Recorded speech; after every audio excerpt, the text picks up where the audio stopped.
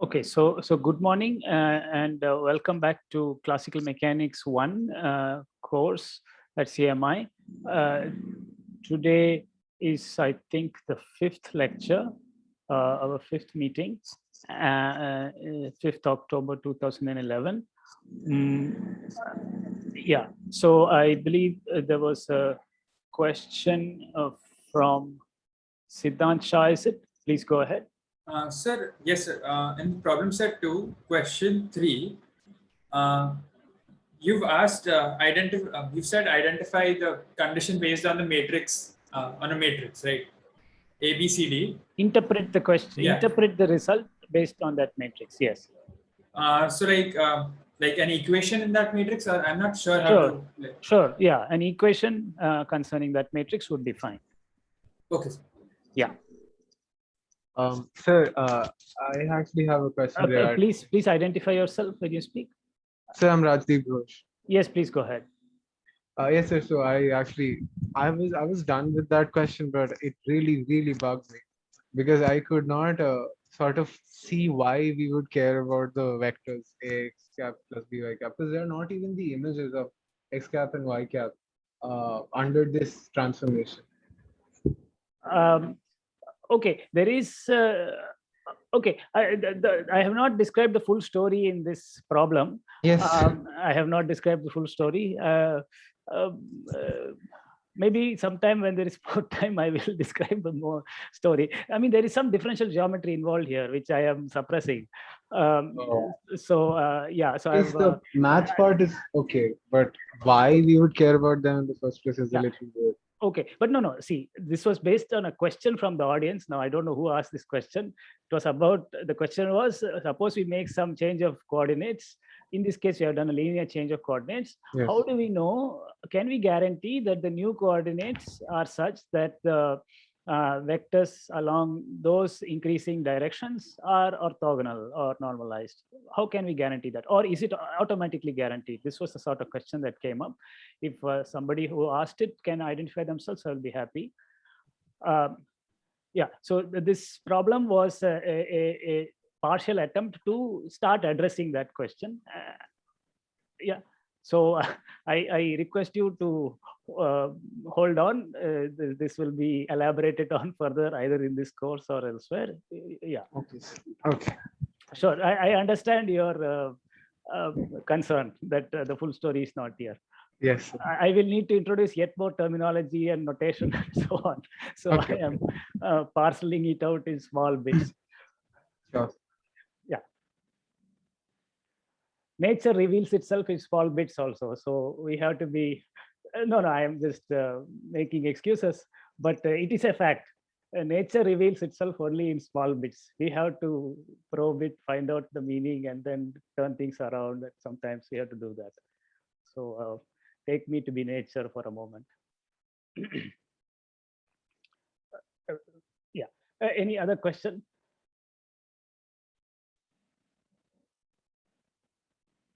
Okay. Yeah. So we have 61 participants present. I hope we will have, of course, your previous course with Professor Karandikar, is that over now? Yes. Okay, great. Yeah. Okay. So yeah, a couple of small requests or instructions. Please, in the problem set, please do not submit a zip file. Preferably a PDF or JPEG file is acceptable. Zip files, unfortunately, are very hard to handle through Moodle, especially when we are handling so many files simultaneously. And also, if you are submitting something through a tablet preparation, that is an iPad or other such tablet, please ensure that your file is paginated, that it is broken up into pages. A single long page, again, is very hard to view through Moodle, and ensure the pages are of reasonably standard sizes. Otherwise, it is very difficult to see them and grade them. Yeah. Sorry, I didn't catch that full thing. Could you repeat it once? Yeah, no, we have seen submissions which are Okay, your submission may run into 5 pages in the normal course of events, but suppose all those 5 pages are made into one single long page with a very strange aspect ratio. Yeah, and that thing is uploaded to Moodle. We are finding it difficult to view such a submission. So this is not an issue that concerns most of you. It is only 1 or 2 cases like this. So I request tablet submissions to be broken up into standard size pages. Is that understandable? Yes, sir. Yes. But just to confirm, one PDF with multiple pages is okay, right? Exactly. That- One okay, PDF with okay. multiple pages, okay. One PDF with a single page running into 4 standard or 5 standard pages is not okay. Okay, sir. Understood. Thank you. Sure, you are Excuse me, welcome. sir. Yes. So this is who? Sir, this is Ishan. Ishan Banerjee. Yes, please. Yes, yes. Sir, while I was trying to upload the last PDF, I saw that there was a limitation in the size in Moodle. Sir, Yes. what shall I do in that cases? Because if in case the PDF gets a bit long. I would suggest, so the maximum limit is 2 megabytes. So please put it through some online compression software. You can reduce the file size that way so that it is still legible. And reduce, I mean, if there is some unnecessary white space or empty pages and other such things, please cut them out so that the file size decreases. Okay, sir. Okay, sir. Yeah. I think majority of you have been able to manage that. So I hope you will be able to do that. There are online compression softwares for PDFs as well as other file types which you can use. Any other? We haven't discussed spherical polar coordinates. So are Yeah. we going to do that? Yes, Or today. we have to do Today- it by ourselves. We will do it here today in a few minutes. That is Shakti Chauhan. Yeah. Okay. All right. Any other questions? Okay. So yeah, let me share my screen in that case. Yeah, just one comment about the previous first problem set. There was this question about shifting the origin and asking how does the torque on a particle change?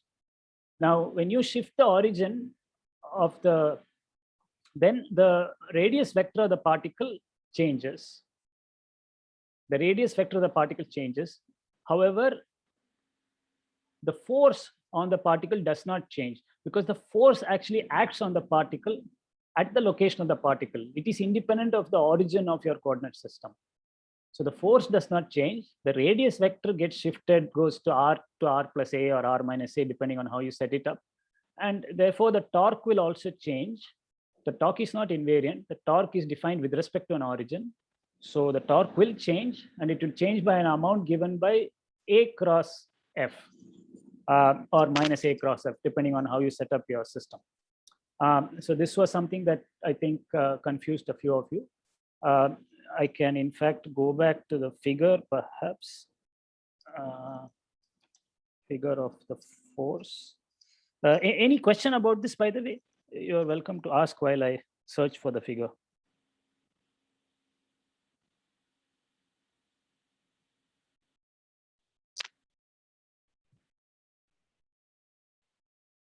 Sir, I have a question. Yes, please. That is Srimati. Yes. Last time when we were talking about coordinate functions, you Yes. said x square plus y square is equal to r square is not a coordinate function. I didn't understand why. X squared minus y squared. Is that what you said? I mean like x square plus y square is equal to r square. I mean like a circle or what? Okay. See, to talk about coordinate functions, you need to first have a coordinate system. So we have to have some agreement. Shall we talk about Cartesian coordinates, for instance? So then your coordinates are x and y. By definition, x and y are coordinate functions. Mhm. Yeah. What is a function, first of all? It is simply a real valued, a gadget that defines a real number to every point on your space. So that's what a function is. Now, x squared plus y squared is one such function. X squared minus y squared is another such function.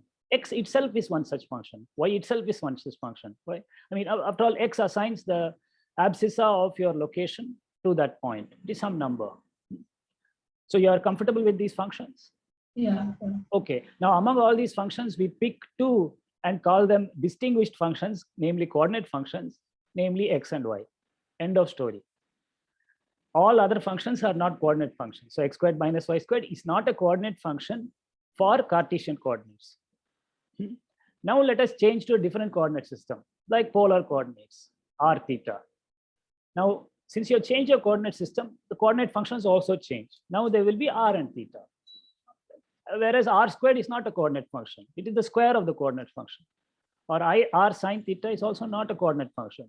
It is a function of r and theta. Does that clarify the thing? I mean, is this important, sir? Like, is it important to understand what? Well, it is terminology that is useful. So don't worry if you don't get it right now. But see, the notion of a coordinate function depends on your coordinate system. So in Cartesian coordinates, there are only two coordinate functions, namely x and y. In polar coordinates, there are only two coordinate functions, namely r and theta. To a point, r assigns the distance from the origin. To a point, theta assigns the counterclockwise angle from the horizontal axis. That's it. Yeah. All other functions like cosine theta, sine theta are not coordinate functions. Is that slightly better? Clearer? Yeah. Okay, great. Okay. Now regarding torque, I think I have said it in words, but I am still searching for a figure which I may have lost.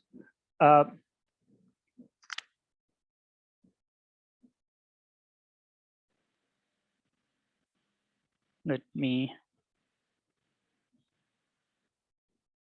Okay, I think I'm not able to find it right now, but let me just draw it in that case.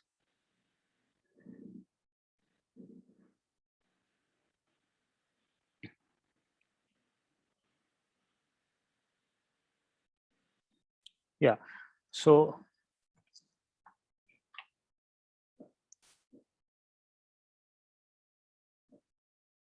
let us just quickly talk about torque. You have a coordinate system, Cartesian coordinate system. You have a radius vector going to the instantaneous location of the particle. You have some force acting on the particle. I mean, we've not talked about forces in much detail, but my operational definition is that the force is a vector from the current location of the particle. That's very important. The force is not a vector pointing from the origin of your coordinate system. It knows nothing about the origin of coordinate system. You apply a force on a particle where it is. Now, the dependence on the coordinate system and the origin of the coordinate system enters mainly through the radius vector, the position vector, not through the force. So suppose now I change my origin, go to a new origin like this, O prime, then the new radius vector is going to be R prime. So the original torque was tau, was R cross F. Yeah. The new torque, tau prime, is equal to R prime cross F. The F does not change. The two are of course related because the two origins are displaced by a vector A. Let us suppose that the origin O prime is at the location O prime is at A relative to O. Yeah. So then from this triangle, you see that R is equal to A plus R prime. R is equal to A plus R prime. And therefore you get a relation between the two torques. Yeah, so tau prime or let's say tau, for instance, tau is equal to A cross F plus R prime cross F, which means that tau is equal to A cross F plus tau prime. This is the relation between the two torques. Okay. Any question about this?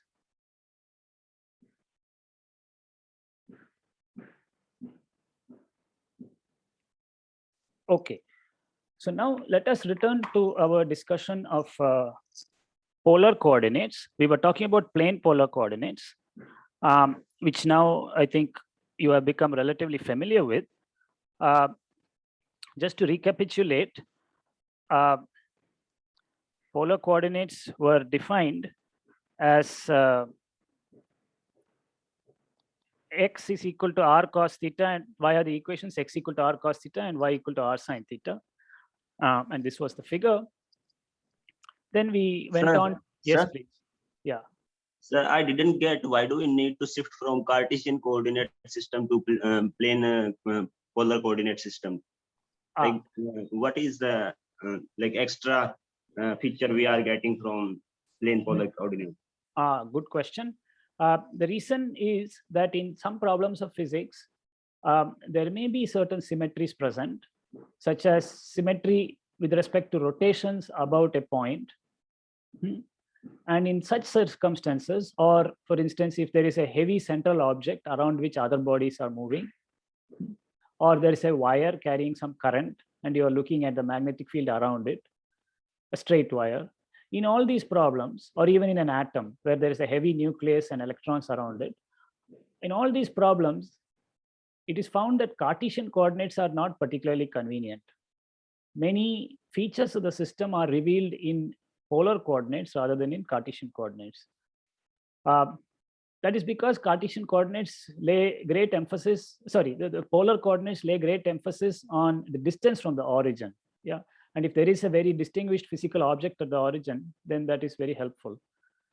On the other hand, Cartesian coordinates have the advantage of being, they don't particularly pay emphasis to the distance from the origin, but they have more to do with translations in X or translations in Y. If those are symmetries of your problem, then Cartesian coordinates are very useful.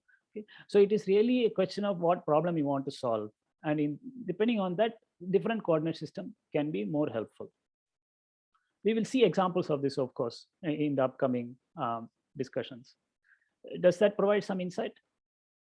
Yes, sir. Yeah. Okay, that was Ishan Banerjee, is it? No. I'm sorry, what was your name? Shakti Shakti Chauhan? Chauhan. Oh, okay, yes. Yes. Yeah. I now know your voice. So I can, next time I should not make that mistake. Okay, so coming back to our discussion of polar coordinates, we had described the trajectory of a particle in polar coordinates.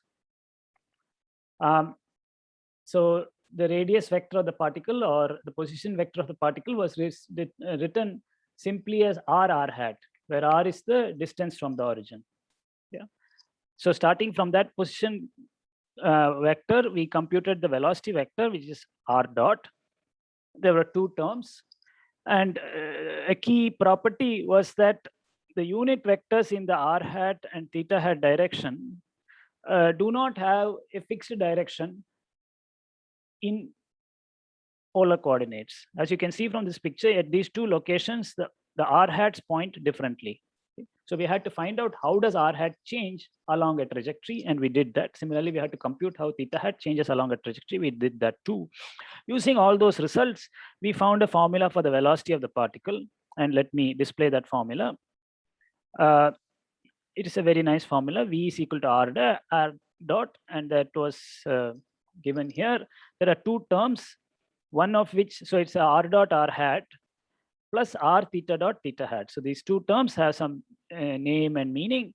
So r dot r hat is called the radial velocity, while the other one is called the angular component of the velocity. Okay. Azimuthal component or angular component of velocity. And we observed that for circular motion, the radial velocity is simply zero, and you have purely azimuthal velocity. Now we go to the next step of discussing acceleration in polar coordinates, and that involves simply taking one more derivative, namely that of velocity. So let us just sketch that. So A vector is defined as boldface V vector dot time derivative. For that, we take d by dt of the sum of two terms, namely the radial velocity and the angular velocity, so to speak. Now there are going to be four terms coming from differentiation of r dot, r hat. Oh, actually, r, theta dot, and theta hat. So you have to differentiate all these animals. And let us just go through slowly. So the first term is going to be r double dot r hat. Okay. R double dot r hat. Then you have an r dot times r hat dot. That's what we've written here. Then we use the product rule of differentiation. By the way, what is the name? The product rule of differentiation is named after a famous scientist. What is the name given? Leibniz. Yeah, so Leibniz rule. So we use the Leibniz rule of differentiation, and you're going to get 3 terms when you differentiate a product of 3 quantities. So the first one is r dot theta hat, then r theta double dot theta hat, and finally r theta dot then theta hat dot. Okay. So this is straightforward, and we simply need to substitute our formulae for r hat dot and theta hat dot, which we painstakingly computed last time. We had discovered last time that r hat dot is given, it has purely an azimuthal component, purely angular tangential component given by theta dot theta hat. Okay, so this is a computation we had done last time. And similarly, we had also computed theta hat dot and found that that has a purely radial component with coefficient minus theta dot. So if we substitute these 2 expressions in this 1 and 2 and put things together, we will notice the following. I mean, at the end of the day, A is a vector, and this is a vector in a 2-dimensional space. So it must be a linear combination of r hat and theta hat. Okay. So you just collect the terms involving r hats. So there's the first term involving r hat. And then the last term also involves r hat because d theta hat dt is proportional to r hat. So the first and last terms combine, and their combination is written down here. Yeah, the component of A in the radial direction has 2 terms, namely r double dot coming from the first and r theta dot times another theta dot coming from the last term with a minus sign. Okay, so that is the radial part of the acceleration, radial component of acceleration. The remaining terms in the middle, the 3 terms in the middle, I'm sorry, I think. Oh, okay, that was something else. Yeah. So the remaining 3 terms in the middle are all proportional to theta hat. So we just combine their coefficients. The first one is an r dot times theta dot, because that's coming from dr hat dt. But there is another term which involves r dot theta dot, namely the second one. So those 2 add up to give you 2 r dot theta dot. The last term remains as it is. This penultimate term remains as it is. It is r theta double dot. Okay, so there we are. We have our expression for acceleration of a particle along a trajectory in 2-dimensional space. Now, once we derive such a formula, we will try to give a physical or names to interpretation to the various terms that appear. So let us briefly do that. Any question about the manner of calculation we have just followed?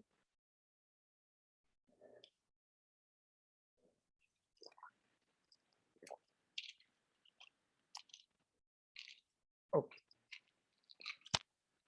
So as I was saying, the various terms in the acceleration have physical interpretations. The first one, namely r double dot r hat, is called the radial acceleration. In some sense, this is the most naive possibility. It started with r hat, differentiated twice, you will get r double dot r hat. Okay, so this is called the radial acceleration. Then we've got the next term that is proportional to r hat, but it is necessarily radially inwards. Yeah, because it's minus r theta dot squared. For uniform circular motion, we have already met this term, this acceleration. It is called the centripetal acceleration, pointing radially inward. In that case, it was minus omega squared r. That was the magnitude. So for minus omega squared r for circular motion. Okay, so this is the generalization of that. The motion need not be circular and need not be uniform either. But you will always have this, there's always the scope for having this centripetal acceleration.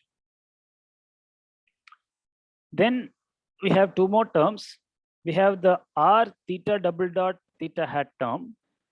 Now that is called the angular acceleration that comes from the varying speed theta dot of the particle, varying angular speed. Yeah, I should be clear about that. So theta dot was the angular speed, and if that varies with time, this term is present. So that is the term r theta double dot. The last term is a cross term, so to speak. It is the term 2r dot theta dot in the theta hat direction. This is given a special name. It is called the Coriolis acceleration, after a French scientist who studied such things. We will meet him again. There's something called the Coriolis force as well, which is distinct from the Coriolis acceleration, which is present. The Coriolis force is present in a rotating frame of reference, like a merry-go-round or the Earth. So we will talk about it later. But this is the Coriolis acceleration is always present whenever both r and theta change with time. Namely, the particle is not at a fixed distance from the origin and also not at a fixed angular location. So if you have motion of that sort, then you will always have this Coriolis acceleration. So all we have done is calculate the acceleration and given some heuristic interpretation and names for the various terms. So you will meet these again and again. So it's well worth having such a formula for future reference. Okay, so this is as much as I want to bring up in the context of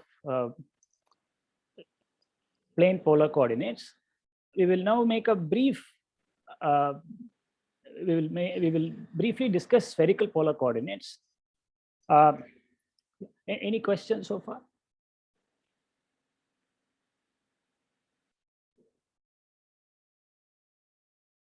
Yeah. Okay, before I do that, a couple of comments about the way you answer the questions in the problem sets. I already mentioned, please do not submit zip files or PDF files that are not broken up into pages. A single PDF file containing several pages is fine.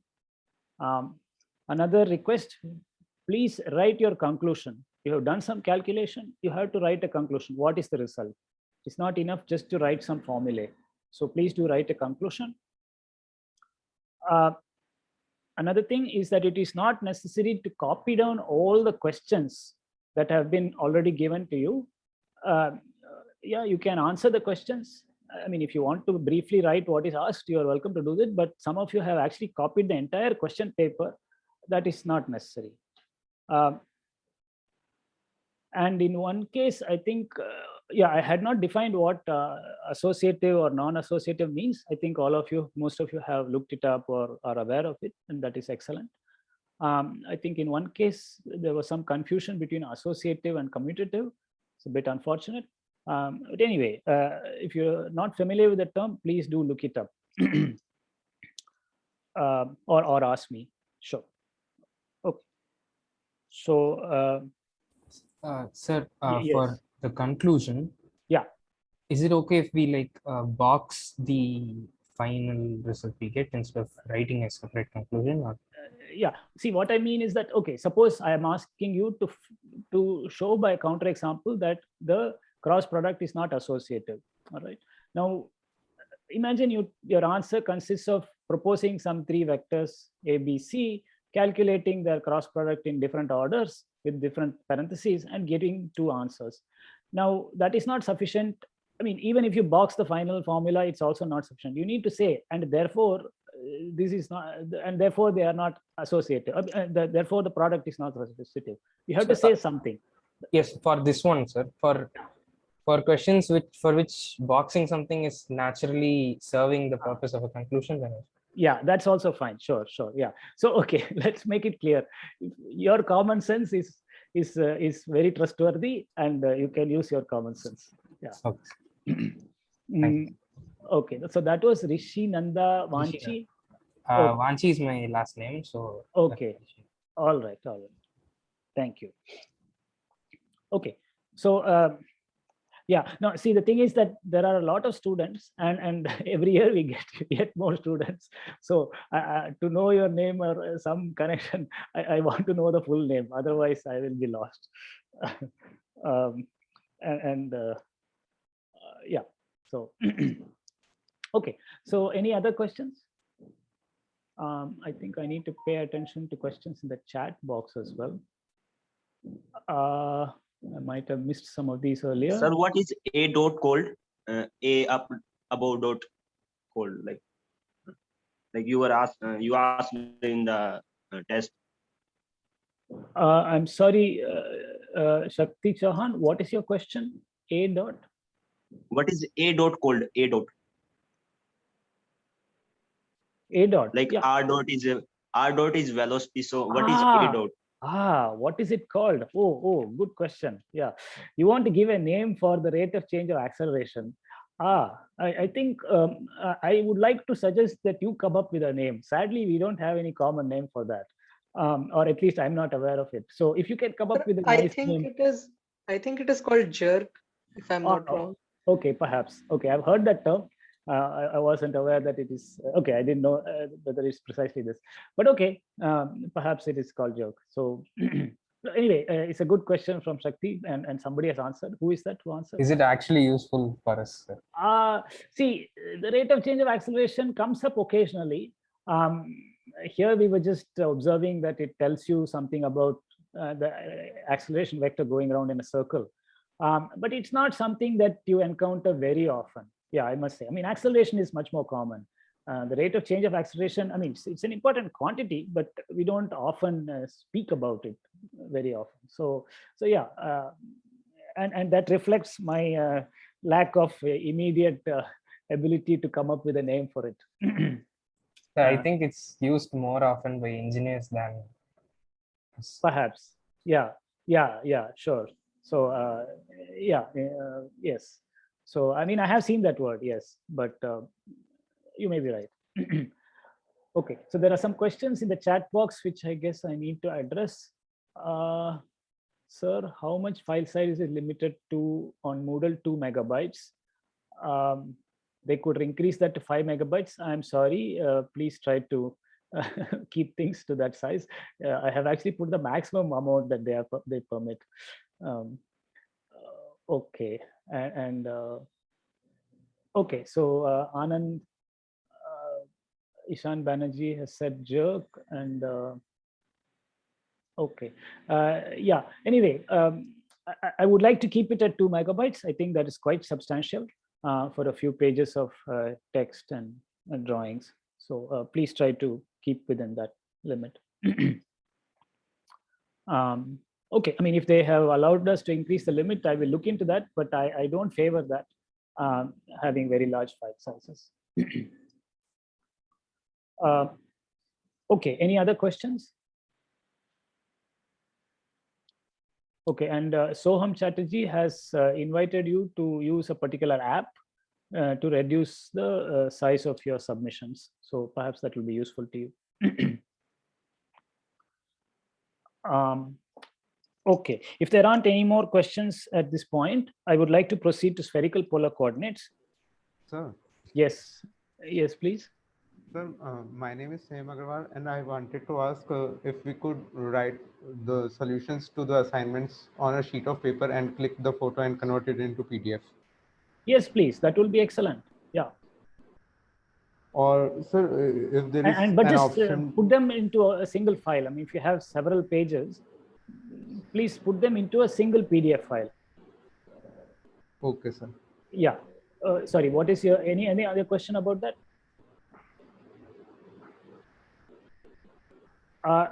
Ishan Verma says that PDFs are already compressed. How can you compress it further? Please go to smallpdf.com or I Love PDF, or there are so many software online. You can compress PDF files, even if your computer doesn't do that for you. Okay, so now coming to spherical polar coordinates, the analog of plane polar coordinates in 3 dimensions are called spherical polar coordinates. These are particularly useful in describing systems like the hydrogen atom, the solar system, and other such physical systems where there is a central object, that a distinguished central object or spherical symmetry. Yeah. Okay. So now these are 3 coordinates because it's in 3-dimensional space. So these are really coordinates on R3. They are called R, theta, and phi. And they are given names. R is called the radial coordinate, theta is called the polar coordinate, and phi is called the azimuthal coordinate. These symbols are standard. Now let us define what they are. So given a point P with Cartesian coordinates x, y, z, the radial coordinate is defined as the distance of P from the origin. Okay. So that is simply the square root of x squared plus y squared plus z squared. That is, the radial coordinate is simply that, this distance, these are. Okay. Now, let me define the remaining 2 coordinates. So now if P has position vector r relative to the origin, then the polar angle theta is defined as the angle that the radius vector r makes with respect to the upward vertical z-axis. So returning to my figure, this is the position vector. This angle is theta, and it is measured from the vertical axis downwards. From the vertical axis downwards. This angle is theta. The theta angle is measured in a plane that contains the z-axis and the radius vector. Okay. These 2 vectors, namely z hat and r, define a plane, and theta is the angle between the 2 vectors in that plane. So we can say that theta is equal to, or rather the cosine of theta is equal to z upon r. Okay, because this distance is r and this is the z component. So from this right triangle, the cosine of the angle theta is z upon r. Okay, so theta is r cosine z upon r. Now we will observe that the polar angle theta has the range 0 to pi. Yeah. This is theta equal to 0, corresponds to the upward vertical z-axis, and theta equal to pi corresponds to the downward z-axis. And points on the xy plane have what value of theta? Yeah, pi upon 2, indeed. Okay, so that is simple enough. Yeah, any other question? Okay. So we have defined 2 of them, namely r and theta, which are called radial and polar variables, a radial coordinate and polar angle. Finally, we have to define phi. Okay, I mean the Greek pronunciation is phi, though I sometimes lapse into phi. So suppose we orthogonally project the position vector, namely the position vector r, onto the xy plane. Okay, so that is what is described in this figure. We have the position vector r, it points in some direction, and we project that orthogonally onto the xy plane. So physically that means we have the sun which is far up above the z-axis at infinity, parallel rays of light come down, and the shadow of my radius vector on the xy plane defines a vector that is the orthogonal projection. Now, that vector, this orthogonally projected vector, please tell me what its length is. What is the length of this R vector? sin theta. Indeed, r sine theta. Okay. This distance was r cosine theta, whereas the projection would have distance, a length r sine theta. In any case, you have this vector, the orthogonally projected vector, position vector. Now that vector is a vector in the xy plane. So we can ask what angle it makes with respect to the x-axis. That angle is called phi. Okay, so let me restate it. The azimuthal angle phi is defined as the angle that this projection makes with the x-axis measured counterclockwise. So that's what I indicated in the figure, is measured counterclockwise from the x-axis towards the y-axis.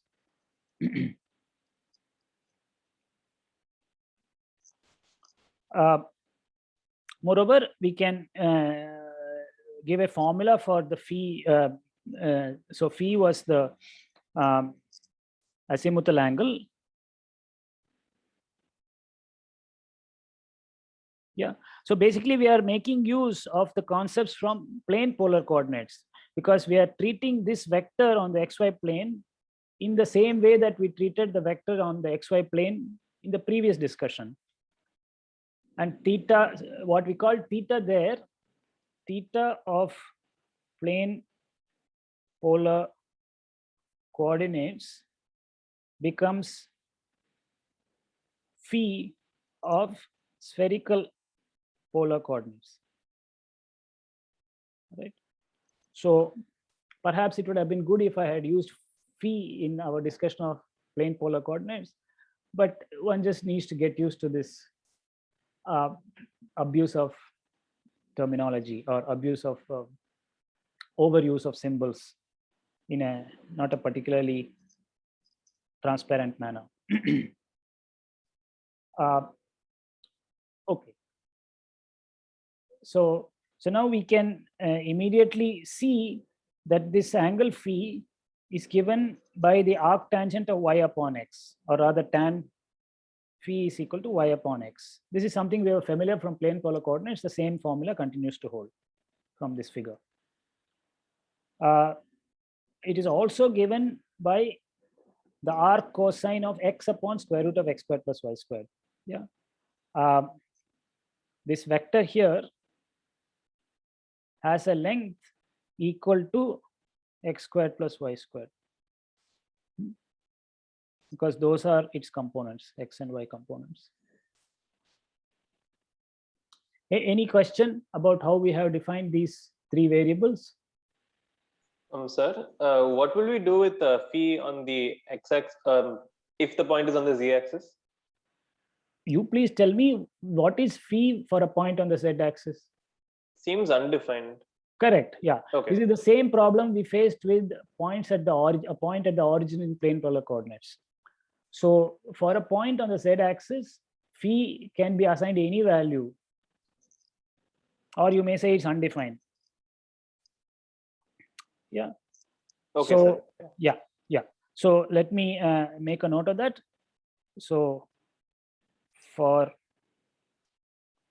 points on z-axis, phi can be given any value from, well, what's the range of phi? 0 to pi. 0 to no, once again, let's go back to the picture. Oh, phi 2 2 pi. pi. Yes, I got Yeah. it. Yes. Because it's the azimuthal angle on the plane. Okay, so that goes all the way from 0 to 2 pi. Yeah. Sometimes you would say that on the z-axis, phi is multi-valued. I mean, it doesn't have a unique value. Any value between 0 to 2 pi is allowed. It's ambiguous, basically. Okay, so just to recapitulate, what is the range of possible values of r?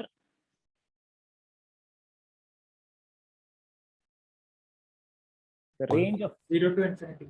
correct 0 less than equal to r less than equal to infinity or less than infinity. All right, and theta, the polar angle, goes from 0 to pi. Yeah, that's what we already said. And the azimuthal angle phi goes from 0 to 2 pi. Okay, with 0 and 2 pi being the same. Okay, these are the ranges of the three spherical polar coordinates. We can also express the Cartesian coordinates in terms of spherical polar coordinates. We already did so for z. Z was r cosine theta. From the figure, z is r cosine theta. Now, x and y similarly can be obtained. So the projection here has length r sine theta. So if you further project onto the x-axis, you will get r sine theta cosine phi. So x is r sine theta cosine phi, and y similarly is r sine theta sine phi. I hope I didn't go too fast. Please take a moment to digest this and let me know if there is something I can clarify.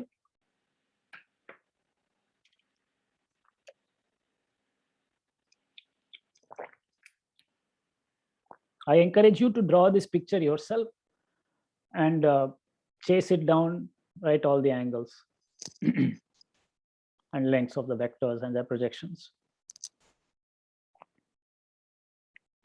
Okay. I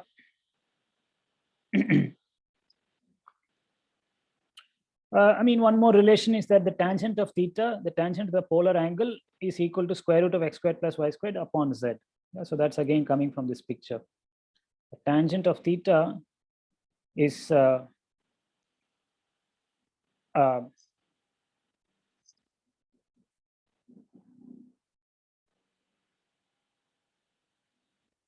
the opposite by adjacent, and you will see that the adjacent is z and the opposite is given by this length. Yeah, so that we said was square root of x squared plus y squared. Okay, so here are our polar coordinates. Now let us start doing a little bit of physics with this. Let us imagine that a particle is moving in three-dimensional space. The position vector of the particle that is instantaneously located at x, y, z is then given by a position vector r, which is simply xx hat plus yy hat plus zz hat. Okay, this was in Cartesian coordinates. And in polar coordinates, it is simply r hat. Position vector points radially and therefore, and it has length r. So this is it. From here on, you can proceed like we did in plane polar coordinates and derive formulae for velocity and acceleration. And in order to do that, you will need expressions for r hat, theta hat, phi hat, which I shall define in a moment. So let us look at this figure. Suppose you have a point at this location. This is the radius vector. R hat is then the unit vector pointing radially outwards. Theta hat is the vector pointing in the direction of increasing theta, holding phi and r fixed. So theta hat is a vector in which plane? Please tell me in which plane is the theta hat vector lie? The plane made by z-axis and r. Yeah, plane of z hat and r hat or r. So it's a vector in that plane. So could you repeat? Yes, this last certainly. thing? Yeah, certainly. So here is my coordinate system x, y, z. I don't know if it's very visible. Today it is raining quite a bit in Chennai and the whole place is rather dark. Okay, so I will use this figure. So look, this is my x-axis, this is my y-axis, and this is my z-axis. Okay, Now the radius vector or the position vector of the particle points in some oblique direction generally. It is not necessary in the XY plane or ZY plane or any such plane. It is just in some oblique direction. However, that vector, namely the position vector R and the Z axis being two generally linearly independent vectors, would define a plane. All right, are you comfortable with that? Yes, I got it. I just kind of missed it when you defined theta cap, but it's okay. Okay, so great. I think you are ahead of me then. So theta cap is simply this vector pointing roughly downwards for this particular case. Finally, our phi hat or phi hat is a vector that points in the XY plane. Yeah, it's a vector that lies in the XY plane. It points in the direction of increasing phi. So this was the projection of R onto this plane, and the direction of increasing phi points this way. So sometimes you can translate this vector and place it there. Yeah, sometimes it's helpful to do that. Yeah. So R hat, theta hat, and phi hat form a triad. And in the problem set, you are asked to show that they form a right-handed orthonormal frame, which I will leave you to do. I hope the picture already makes that very plausible, that they form a right-handed orthonormal frame. Yeah. When I say orthonormal, what I mean is that take my right hand, and you must show that if A, B, and C form a right-handed system, then that means that A cross B must be equal to C. Okay, these are unit vectors. Yeah. So when the fingers of the right hand curl from A to B, the thumb of the right hand must point in the direction of C. So I think you can verify that that is the case in this picture. Yeah. But I will let you work it out through the formulae in the second problem set. Okay. So now our next, okay, any question about this? Yes, sir. Yes. What is like phi cap when R is pointing in Z direction? It is not defined. So yes. So how do we work with it? I mean, you throw your hands up and despair. That's what you do. Yeah. So just like the plane polar coordinates broke down at the origin, the spherical polar coordinates break down on the Z-axis. So one needs to just treat it with care. Yeah, you have to take some limiting process or something. You need to use your ingenuity when such things happen. The simple answer is that phi hat is simply not defined. Too bad. In other words, spherical polar coordinates are not a coordinate system on the whole of R3. They are only on some open subset of R3 that excludes the Z-axis. All right. So we have to live with such problems, but over there it works. Yeah. I think this question can be asked once again when we deal with some specific problem. And it's often the case that there are ways around it. okay, so sir. Shubham Kumar, right? Yeah. Okay. Yes, sir. Yeah. Okay. So yeah. So let me now go to the next step, which is to express, we would like as before, X hat, Y hat, and Z hat are a basis for R3. Yeah. In fact, they are a basis at any point of R3, basis of unit vectors. Orthonormal basis, in fact. Now, similarly, at any point, you have R hat, theta hat, and phi hat. So we should be able to express the last three in terms of the first three as linear combinations. And I've given the formulae, the relation between the two triples. These formulae are reasonably straightforward to derive from the figure. So let me give an example. Let us suppose, so this is a more detailed figure of spherical polar coordinates. I have a particle located here. This is its position vector R. Now the R hat vector points radially outwards. You want to know what its X, Y, and Z components are. Now, Z component is easiest. You just need to project it on the vertical.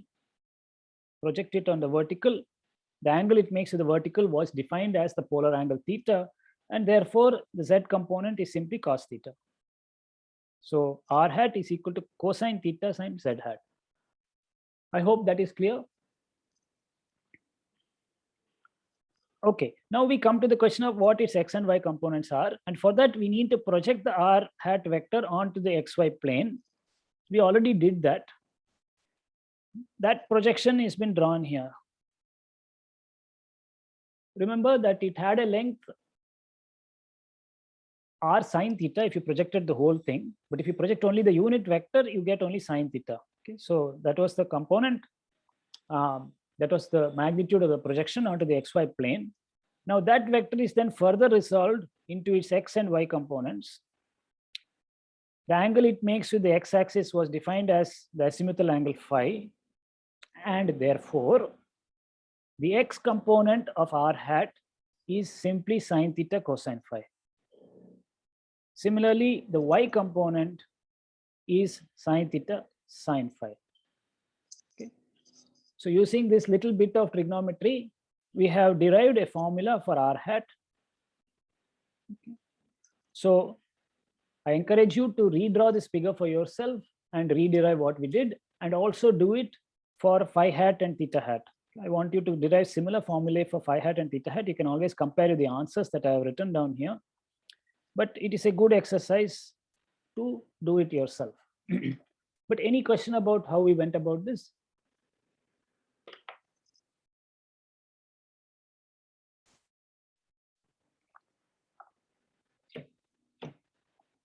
Okay.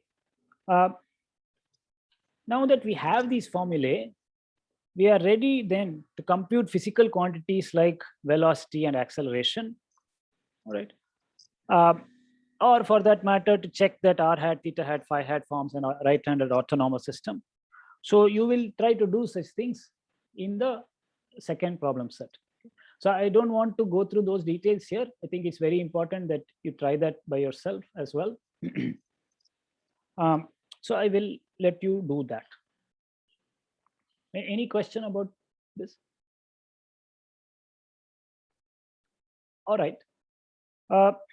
So a brief, okay. So now let me proceed to a short discussion of Taylor series or Taylor approximation, Taylor polynomials. I mean, you will learn a lot more about such things in your calculus or analysis courses. So this is just to bring us all on the same page. So first we will begin with a Taylor series for one variable, namely functions of one real variable. Right. So given a function of one real variable f of x that is continuous or hopefully differentiable maybe once, twice, yeah, few times, yeah. Our aim, we are interested in approximately evaluating this function in the neighborhood of a distinguished point x naught. Okay, so this is the job we want to address.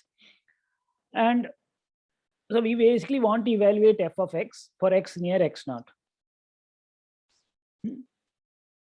Now, since the function was continuous, yeah, to first approximation, the value of the function at x can be approximated by the value of the function at x naught.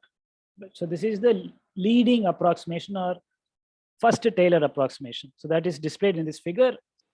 This is the graph of this real valued function. You have a distinguished point x naught at which it takes the value f of x naught. If x is near x naught, then you can approximate the value at x by the value of x naught. So this gives you the leading Taylor approximation. That is written over here. Now, suppose you want to improve on this. Replace, you don't want to, so in other words, it's the constant function approximation.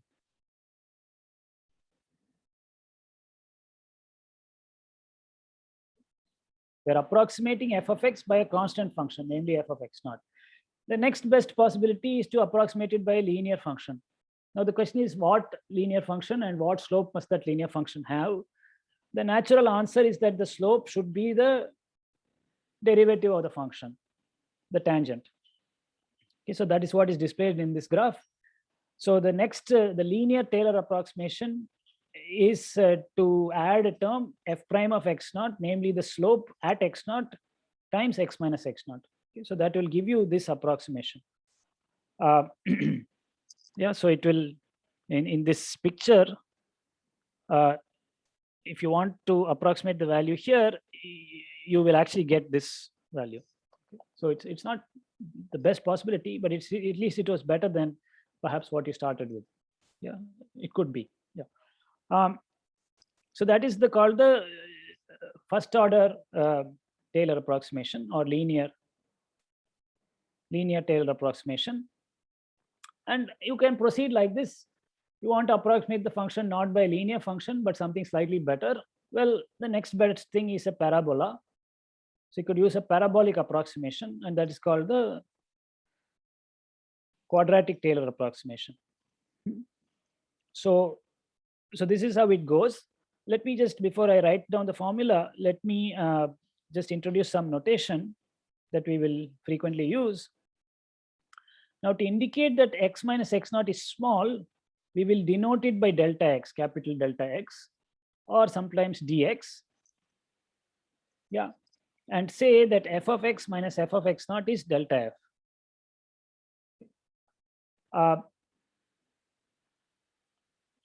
Now, this is an equality. There's no approximation here.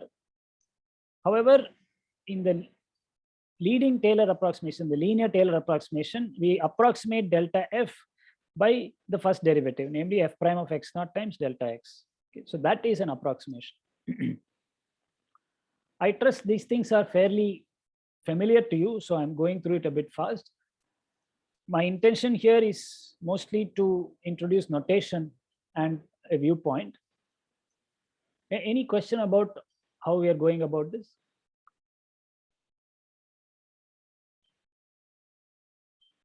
Okay. Now it is convenient. Sir, one question. Yes. Wishing in our answers, do we, like, is it okay to write dx, or should we be more careful about the notation? No, it's okay to write dx. If that is appropriate, you are welcome to write dx. Yeah. Okay. Yeah. Thank you, sir. Though I will clarify a little bit what is meant by these things, and that is what the next point is about. Yeah. It is also convenient to introduce the notion of a differential of f. So you have a function f. There's something called a differential of f, which at x is denoted df of x, and it is defined as f prime of x dx. Okay. So dx is called the differential of x. Yeah, this is some purely abstract notion. It is there is no approximation involved. This is a definition. There is some symbol called dx.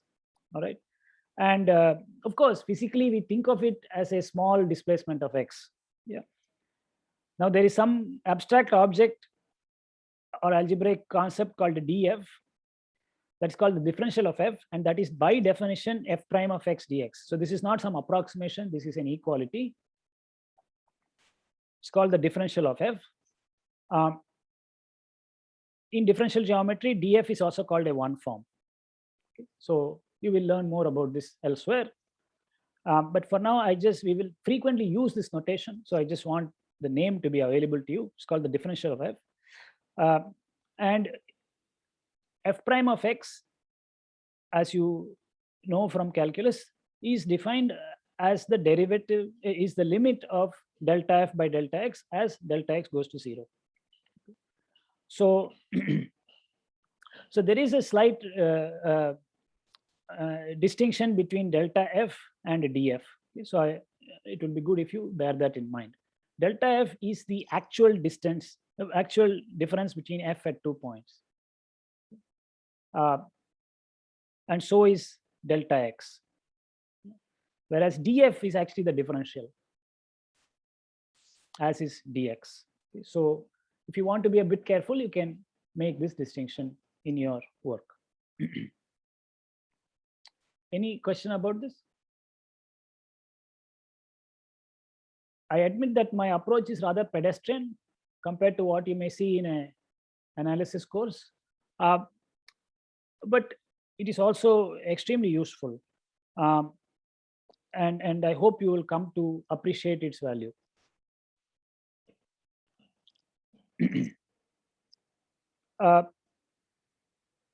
Okay, so more generally, suppose f is n times differentiable at x naught, then we have the nth order Taylor polynomial approximation to the function. So that's what I have written here. And this is the Taylor polynomial, nth degree polynomial. F of x is equal to f of x naught plus f prime of x naught x minus x naught plus 1/2 f double prime at x naught times x minus x naught squared. And yet more such terms. Each of them comes with a 1/3 factorial, 1/2 factorial such coefficients. The general term is 1/n factorial, nth derivative of f at x naught, x minus x naught to the power of n. Yeah, what is your question? So also add the constant term to get the exact. Debashish Biswal, could you ask your question again? I didn't hear you. Still getting distorted. Just hold on. I'm sorry, have I made a mistake? No. I was just saying we could add the constant term in this table following and that approximation. I mean to get the exact. You could, okay. You are saying that you don't like approximation, you want an equality. Yes, so there will be a remainder term. Yeah, remainder term. Yes. Correct. Yeah. So you are absolutely right. You can make this an equality by adding a suitable remainder term, and that is what Taylor's theorem actually does for you. I am writing here just an approximate formula. I have truncated it and thrown away that remainder term. It is very much there if you want an equality. You are quite right. Okay, thanks. Yeah. Okay. So such series will be very useful in our physics work.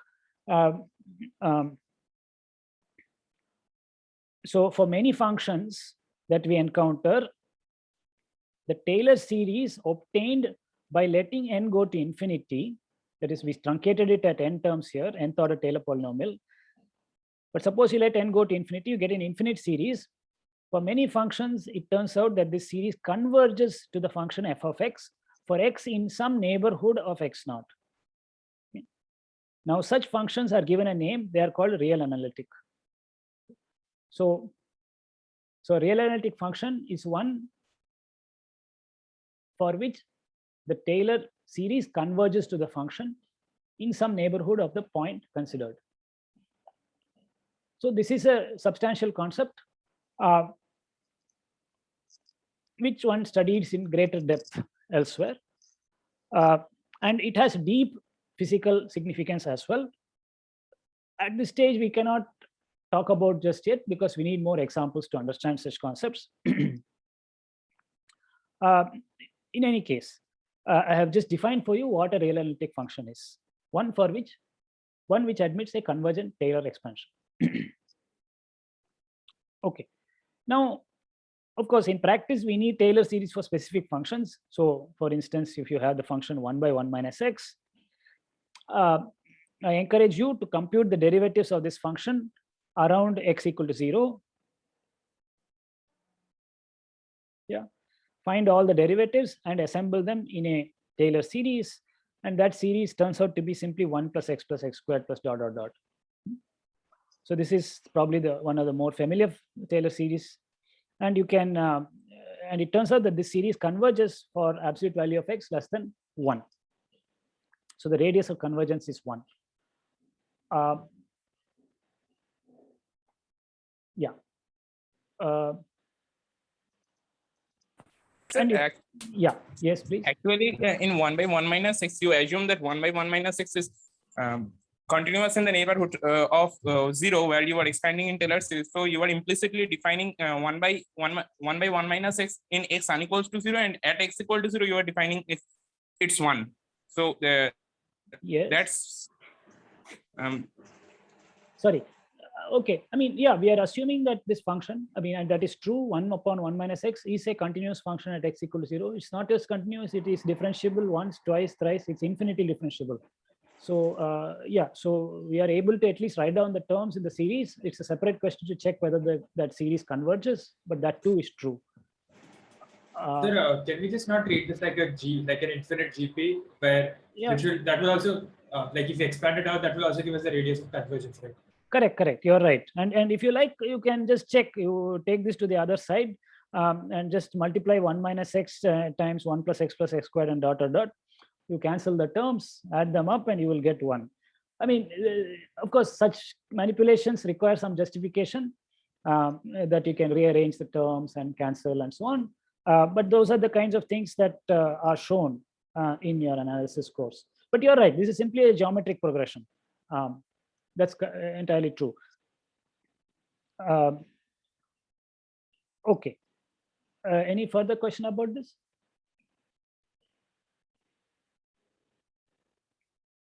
Okay. So a continuous function is called C0. Continuous and differentiable with continuous first derivative is denoted C1. Yeah, 2 times differentiable with second derivative continuous is called C2, and so on. All right. So you have CK differentiable functions and real analytic functions.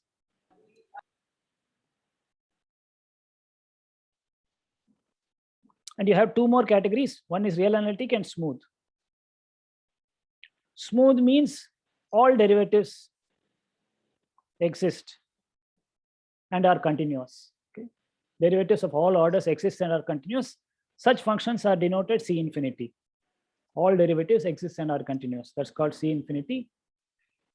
Finally, you have the concept of real analytic, where not only the derivatives exist, the resulting Taylor series converges to the function. That is called C omega. Okay, so these are the notations for these different types of functions. So could you scroll down a bit? Yes. That was Rupak. Oh, sorry, who asked this question? Rupak, sir. Rupak. Okay. Rupak Majumdar. Sir, Rupak. Like T is there. I'm sorry. I'm very sorry. Rupak. Yeah. Okay. So we define like C omega about a point, right? In particular. Exactly. Yeah. The C omega at a point. Yes. It is not everywhere. We have to check it at each point. Okay. So, I mean, this is just terminology, but you will be better off having that terminology. The connection to physics, unfortunately, cannot be demonstrated right now. It is something much deeper, but we cannot convey that with the tools we have currently. Okay, so I leave it to you to calculate the Taylor series for some other familiar functions like the exponential function. You just need to find out its derivatives and assemble the series. What is the radius of convergence of the exponential series? It's infinite radius of convergence. Correct. It's infinite radius of convergence. It's as good as it gets. Now, another very useful series is the binomial series. Sir, I have a question. Yes. Sorry. So if you Sankalp Sundar. Sankalp Sundar. Sankalp Sundar, please go ahead. Yeah. So if you don't mention which point we're expanding about, we have to assume it's 0. No. You have to assume that I am being economical with the truth and ask me which point. Oh, yeah. Okay. So yeah. Sometimes we are assuming around 0, and that is implicit, but otherwise you have to ask and get the answer.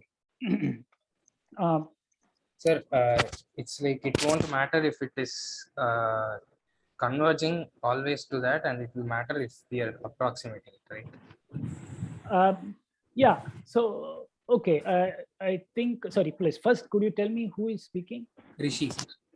Rishikesh Srinivasan. Rishi Nanda. Oh, sorry, Rishi Nanda. Okay. Sir, so yes, please ask your question again. It's like the series, it's okay to expand anywhere it converges to the same function, and approximation is not okay, right? Okay, see, there are different things here. The function may not even be differentiable 4 times. All right. So this infinite series may not even be writable, but that does not prevent us from using a third order Taylor approximation, which may give an excellent approximation to the values of the function. And we will freely do that. All right. It's a separate question whether the series converges, whether we can even write down all the terms. Those are separate questions. If you simply want to approximate a function, forget about all such things, write down a few terms, use it as well as it works, and dispose of it if it doesn't work. All right. So a first order Taylor approximation often works for many purposes. A quadratic Taylor approximation works for many purposes, even if the function is not 4 times differentiable. Who cares? Yeah. So, I mean, is that the spirit of your question? I was expanding on what Sankalp was. Aha. Okay. Like, okay. He asked if we assume at 0. I'm asking if it always converges to the same function, like say e to the x. We can expand about any point and use it elsewhere also. Okay. No, look. Yeah, see, these are expansions around. Okay, I think Sankalp's question was concerning the point around which you're expanding. That is entirely according to your interest and convenience and the nature of the function. So for instance, I cannot expand the function 1 by 1 minus x around which point? -1. Yeah, around x equal to 1, can't write Taylor series. Yeah, because around x equal to 1, this function is not even continuous. It's not differentiable, nothing. Yeah. So so you have to choose your point around which you want to do this expansion, depending on the nature of the function and the location, the physical location at which you are interested. So in this case, we were doing it around 0, but there is nothing special about 0. It's just simple. Is that the sort of thing you were asking? Yes, sir. You were saying we cannot expand it about 1 because it is not even defined. I mean, it is not even behaving the same way around 1. Yeah. If it is behaving the same way, we are.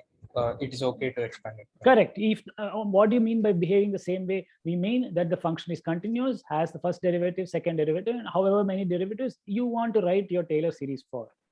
Taylor point. Yeah, you just need to check that much. Then you are free to use any point. Yes. I think somebody had raised a hand, but that hand has gone away. So, okay. So let me just briefly mention this binomial series, which is extremely useful in various problems of physics and mathematics. So the binomial series is 1 plus x to the power of nu. It's an expansion around x equal to 0. It is the series 1 plus nu x plus nu times nu minus 1 by 1 times 2x squared plus nu times nu minus 1 times nu minus 2 divided by 1, 2, 3 times x cubed, which I have omitted, plus ... So this is so useful a series that it is convenient to commit it to memory. Now this series converges for the absolute value of x less than 1 in magnitude. And nu can be any real number, or in fact also complex number. Yeah, so it's a very general series. Now, if nu were a positive integer n, then this series actually terminates, because beyond some point nu minus n will be 0. Yeah, so if n was 2, then this series will terminate after 2 terms, after x squared term. Yeah, in that case, we recover the more familiar binomial expansion with coefficients given by the combinatorial factors, okay, NCR,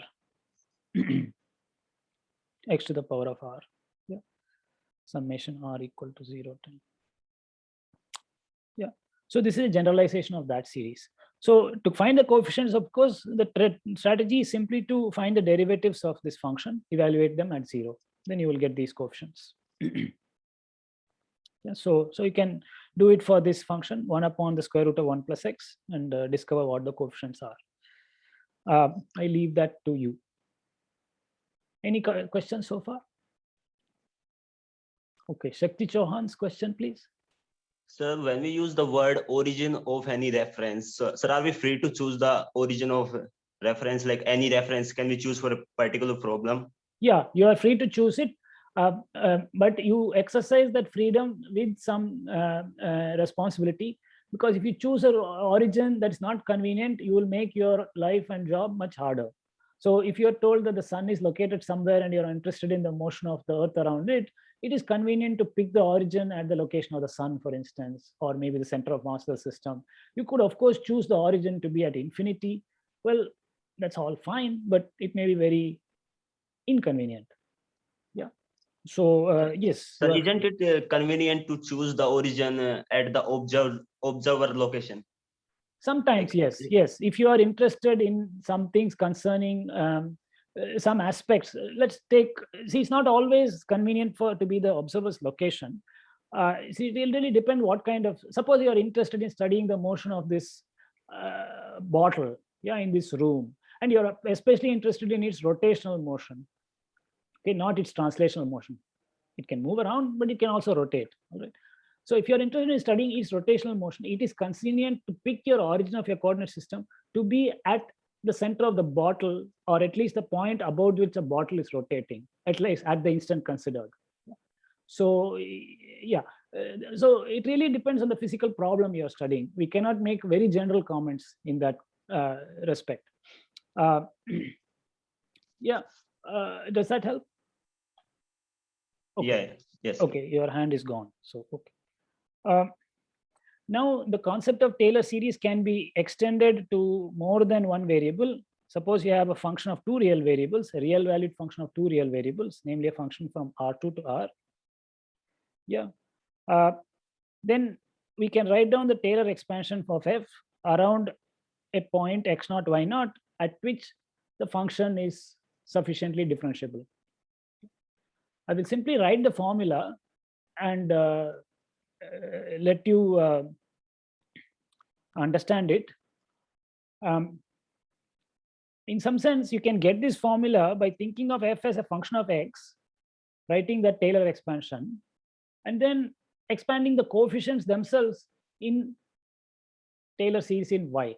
Okay, so you can do a kind of double expansion to get such a series.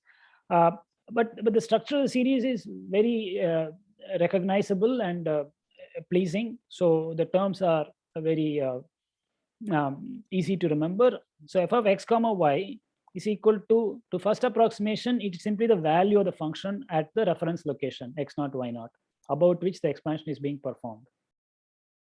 Then you've got the linear approximation. The linear approximation must have terms coming linear in x as well as linear in y.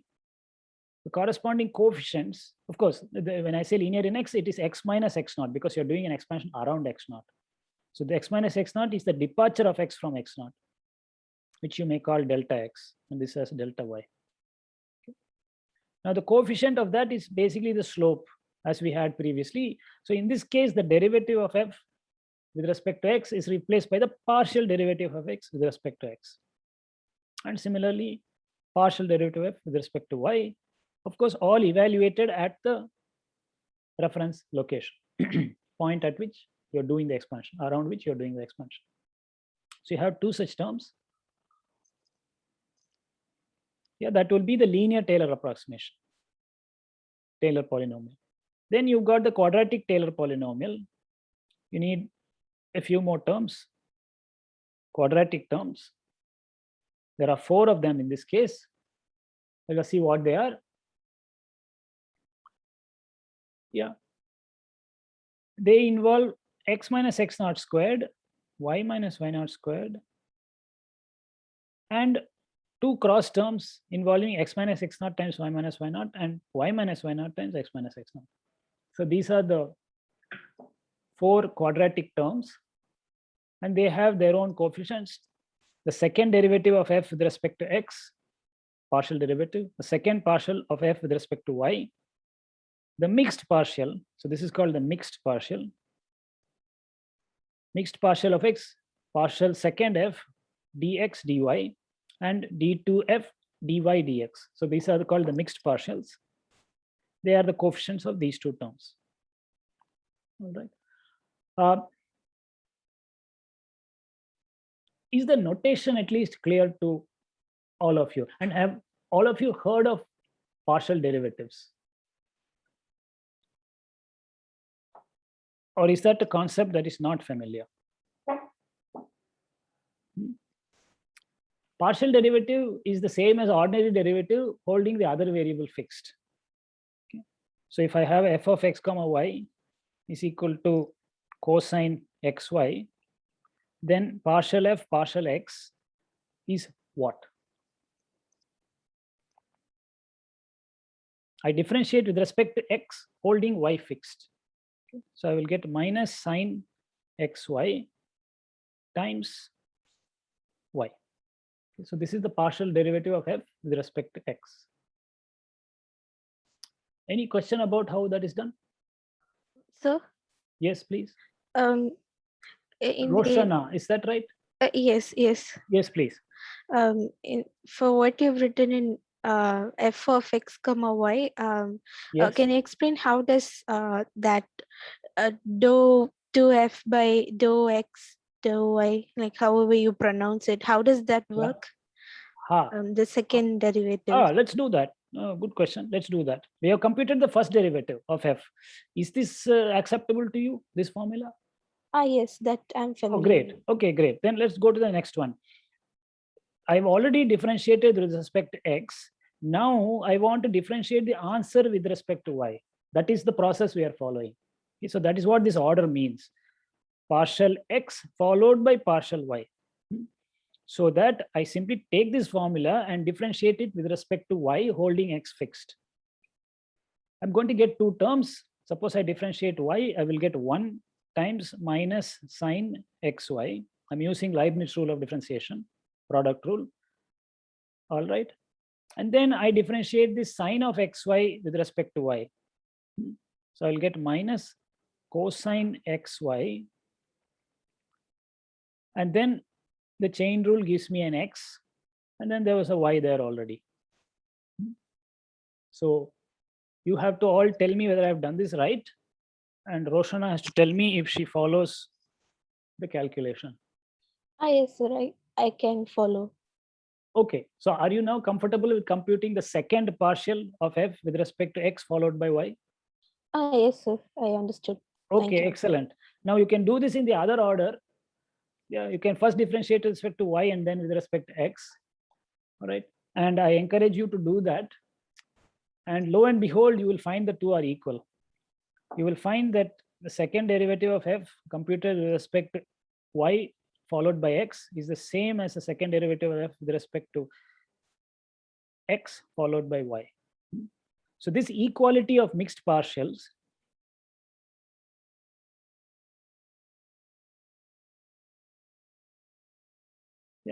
holds for a wide class of functions. We need some mild hypothesis to ensure that this happens. And this is called Clairaut's theorem or Schwarz's theorem. Clairaut worked on the motion of the moon, but among other things, he also, I mean, no wonder, if you want to study the moon, you need lots of variables. Yeah, so you have to know a lot of things. You have to invent lots of things. So anyway, so the equality of mixed partials is guaranteed if the second partial derivatives are continuous. So that is a sufficient condition. So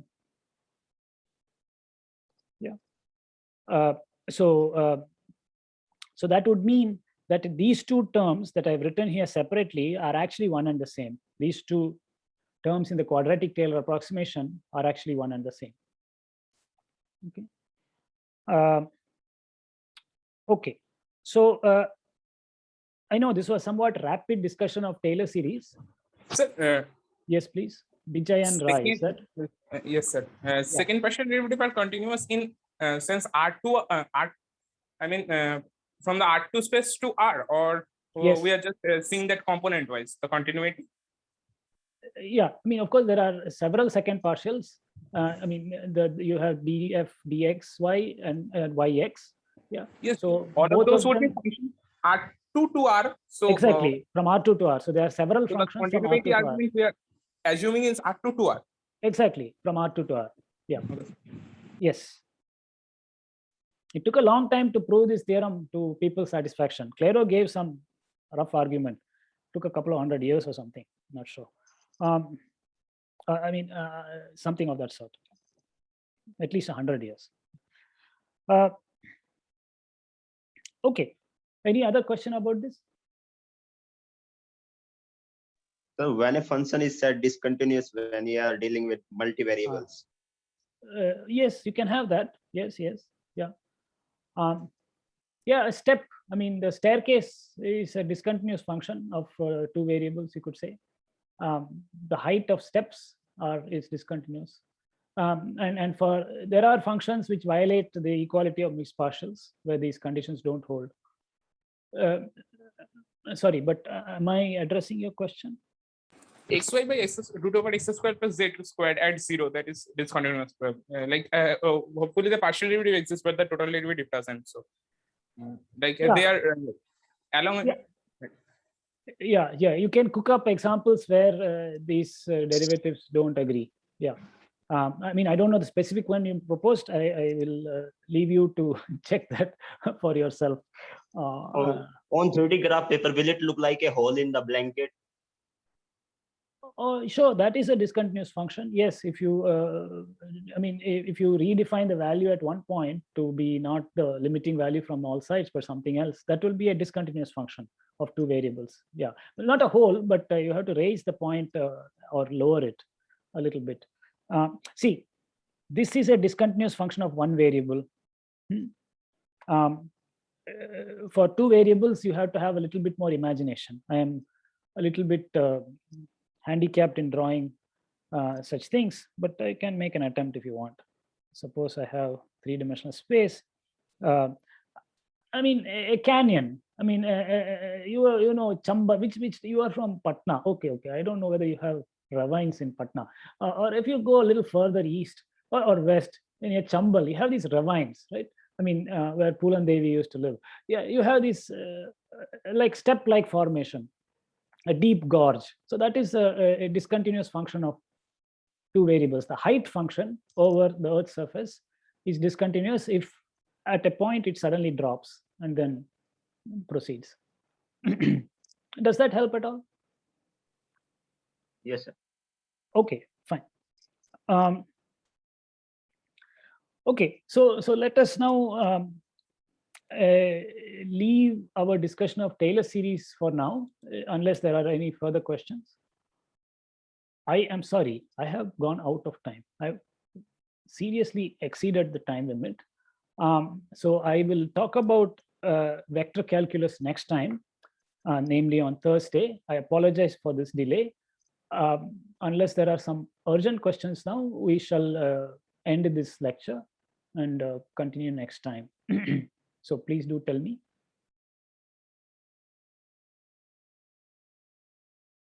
I got carried away by the questions. I'm sorry about that. You deserve a good lunch as well. Any further questions? All right. So then please enjoy your lunch, and we shall reconvene on Thursday morning. Thank you. Thank you, sir. Thank you, sir. Thank you, sir. Thank you, sir. Thank you, sir. Yeah, Thank most you, welcome. Thank you, sir. Thank you, sir. Sure.